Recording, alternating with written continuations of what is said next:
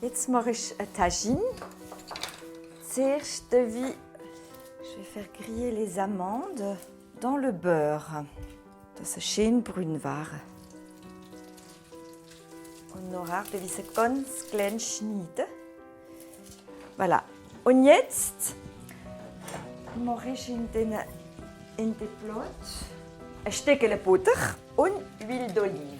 Voilà, là on a de l'épaule d'agneau que le boucher m'a joliment coupé. Alors donc il a enlevé le gras.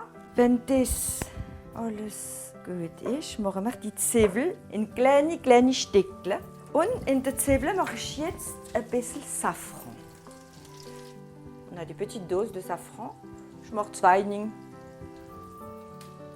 So gibt es einen guten Geschmack. Voilà. Das alles zusammen machen. Das wird ein bisschen gel, hein? Mit dem Safran.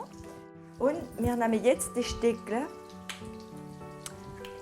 Agneau. Voilà, das ist ein bisschen groß geschnitten. Das ist ein bisschen groß. Ich schneide es noch ein bisschen. Voilà. So Stückchen, so ungefähr. Et donc ce gras-là va fondre. Et c'est ce qui va donner du goût au plat. Das ist ungefähr für 6 Personen. 1 Kilo Fleisch, so ungefähr 1 Kilo Fleisch. Und damit hätten wir das mitgegeben. Das sind Gnäschle de la moelle. On va mettre ça au fond du plat et avant de le servir, on retirera les os. La moelle va se répandre dans le plat et ça va donner un goût formidable. La viande, elle va vraiment fondre dans le plat à tagine, c'est ça dans les plats en terre. Das wird weich. Ça sent déjà très très bon. Das schmeckt gut. Voilà. Alors, on a gesehen, das wird gel, das Safran gibt eine schöne Farbe. Puis le safran, ça a un goût merveilleux. Ensuite, on va saler, poivrer aussi. Hein. Faut pas oublier, un peu de sel. Voilà, on va prendre du gros sel, c'est beaucoup plus simple. On voit ce qu'on met et on va poivrer tout ça. Alors il faut que ce soit maintenant bien, on va bien touiller pour que la viande soit bien prise.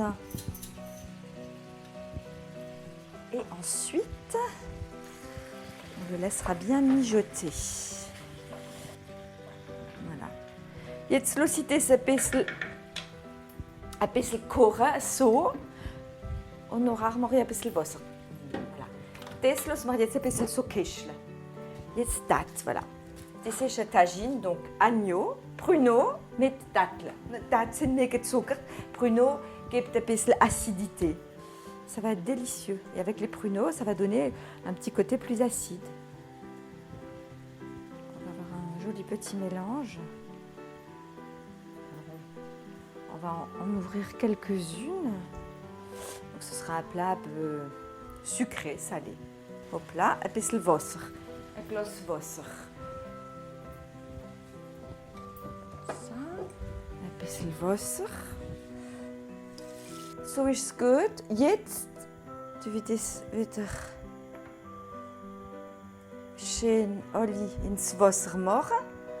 Je remets le couvercle. 10 minutes. 10 minutes so. Voilà. Ça cuit dans l'eau comme un bouillon en fait. Das muss ein bisschen noch köcheln. Voilà, donc là maintenant, c'est bien réduit. L'eau a bien diminué. Et du coup, la viande est bien cuite là dans le bouillon. Donc, on va commencer par mettre du miel, du sucre. Alors le sucre, on ne va pas en mettre beaucoup. Hein. Ça, c'est dans la recette. On n'est peut-être pas obligé d'en mettre. Après, on va mettre la fleur d'oranger. Ça rappelle alors tout de suite les pâtisseries marocaines. Alors, on va mettre 2 cuillères et puis après, on verra. Et on va ajouter de la cannelle. Et ensuite, on va remélanger le tout. Das alles wieder untereinander machen.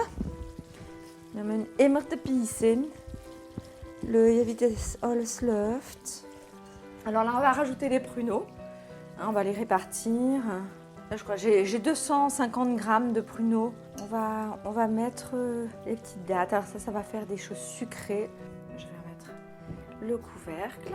laisser prendre toutes ces odeurs-là, qu'elles s'amusent ensemble. Tiens, on va encore un petit peu les réchauffer.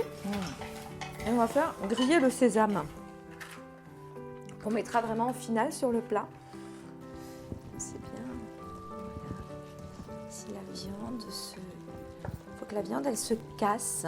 Bon, après, c'est pour ça, moi, je le laisse toujours encore un peu... Des fois, je rajoute un peu d'eau, puis je laisse encore un peu cuire pour que vraiment, vraiment, ce soit au point. Voilà, et après, on rajoutera les amandes. Et après, dans ce plat, ce qui est bien, c'est que même quand on éteint, ça reste chaud très longtemps. Ça... Et après, on peut le manger avec un pain. Alors, un pain rond marocain, mais là, j'ai pris un pain seigle, blé seigle. En fait, on n'utilise pas de fourchette. Normalement, on casse des bouts de pain et on le mange comme ça.